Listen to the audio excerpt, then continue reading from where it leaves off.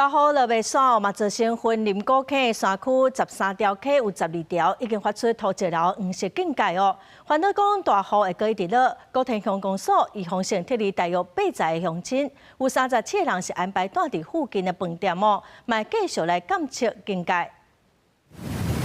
溪水真掣流，往水尾直直长，搁有山区边仔的道路也正做小水墙。受到几日的落雨影响，地属云林古坑山区的土石流渐细溪，13条当中有12条已经达到土石流黄色警戒，当地居民提悬警觉。大家还是都会担心啊，像我们又住在河边，刚好就是听这个河水，整夜都不用睡觉了。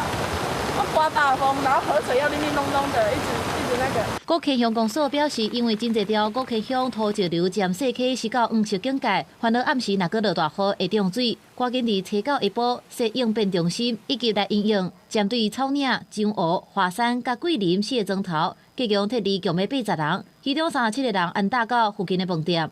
快要接近7点。对。那就赶快东西拿一拿就撤离，因为也是会怕。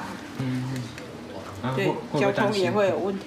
13条浅市溪流里面有12条已经达到了黄色警戒了，那有可能到半夜会公发布那个红色警戒嘛？那红色警戒一定是要强制撤离，但是到晚上是没办法撤离的。 古坑乡公所表示，为着提早应用，赶伫初到暗时进前，就进行预防撤离。即卖继续监测乡内各溪流的状况，呼吁民众最近莫接近溪水。公司新闻采访报道。